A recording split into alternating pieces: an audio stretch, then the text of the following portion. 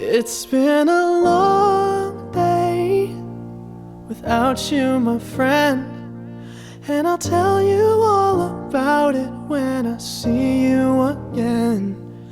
We've come a long way from where we began.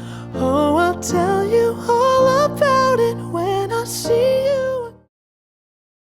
Hello guys and welcome back. Man, I love the positivity, I love the views and the like here and there that you guys have given some of my previous videos, so thanks a lot. It really helps my YouTube channel to grow, and yeah, I just want to say thanks for that, guys. But yeah, so as I mentioned to you guys in my Fast 5 double feature video, we are going to be time jumping through the movies because I don't have so many of the other movies cars yet. So with that being said, we are now time jumping to one of the last movies to feature Paul Walker before his tragic demise, and I am of course talking about the legendary Furious 7, and the car I am referring to is Brian's Nissan GT-R R35. Look at that beautiful beauty of a car, guys. Now, so guys, you are probably thinking by now, Harry, but you know, Brian has driven a lot of Nissan cars or Mitsubishi cars, and that's true, guys. Brian has driven quite a lot of cars, and as we all know, guys, of course, Brian O'Connor was played by the legendary Paul Walker, who sadly died in a car accident in 2013. So let's get back to one of his best final performances in the Fast and Furious movie, Furious 7.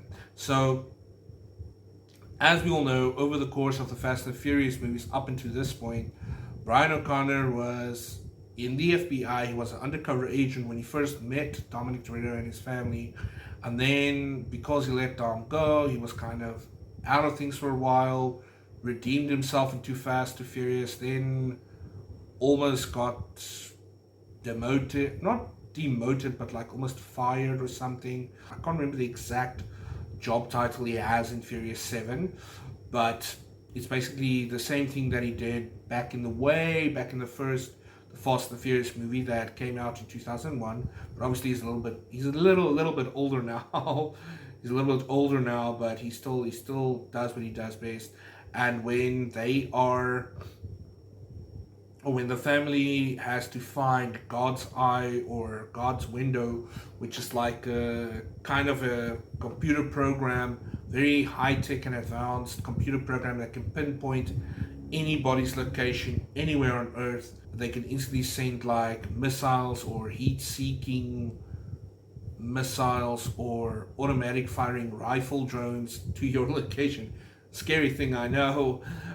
So Furious 7 is of course the introduction of the very beautiful, steadfast, headstrong, and of course super hacker Ramsey. British super hacker Ramsey, played by the very, very beautiful Nathalie Emmanuel. It's just really amazing to see like how talented she is and the way she just handles Tage's and Roman's advances towards her. It's just that's comedy gold, guys. I'll begin. So as it protrudes to Brian's Nissan GT-R R35, so Brian makes the necessary adjustments to his Nissan GT-R R35 2012 model, such as lowering the chassis of the Nissan should they go through tight corners or have to duck and dive under trucks if the situation calls for it. So what they're not aware of is that Mose Jakanda, the warlord in possession of the God's Eye or God's Window program, sends one of those drones with automatic machine guns after them, and this of course makes for spectacular driving scenes with Brian and Ramsey in the Nissan. So midway, after being chased with this drone with the automatic machine gun, Brian, seeing no other way, hands Ramsey over to Tej and Roman in the car alongside them. And when he comes to that realization, it's basically done for him in the Nissan. He jumps out of the Nissan to Ramsey and Tej and Roman close by, and the Nissan gets blown up. Second car that Brian drives in the Fast and Furious series, and it gets blown up with him bailing to safety. So yeah, it was such a beautiful car, guys. But yeah, you know, if a warlord's on your ass and he sends like a drone after you with an automatic machine gun, you gotta jump. They do survive, and then at some point over the course of Furious 7, they actually do recapture God's window, be it for a moment. There's one thing we have learned in the Fast and the Furious movie series, guys, and that I have to steal another quote from another well-known Disney series, and I am of course referring to Wizards of Waverly Place's famous catchphrase, "Everything is not what it seems." Now, that's the one thing you have to take into account with the Fast Saga. So yeah, guys, that brings us to another awesome, high-octane, supercharged end of another awesome car in the Fast and the Furious model movie car collection.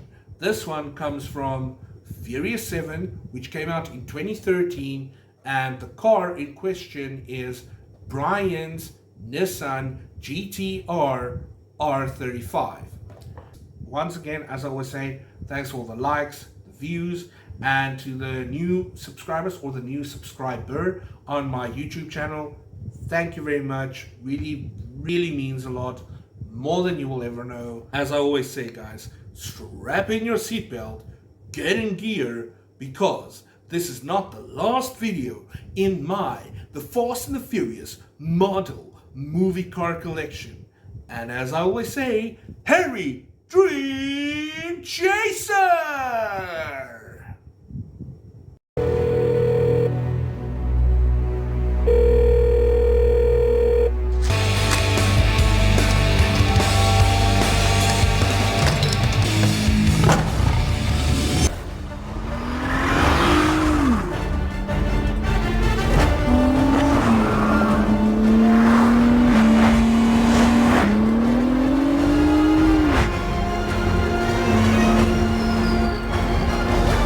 I think we lost the chopper. Meet me on 3rd and Spring. You got it!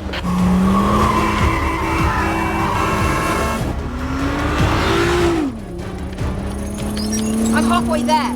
Grab your computer, get in the window. Why? Do it now.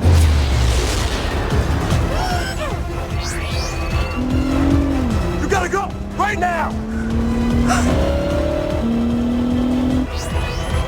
Fire!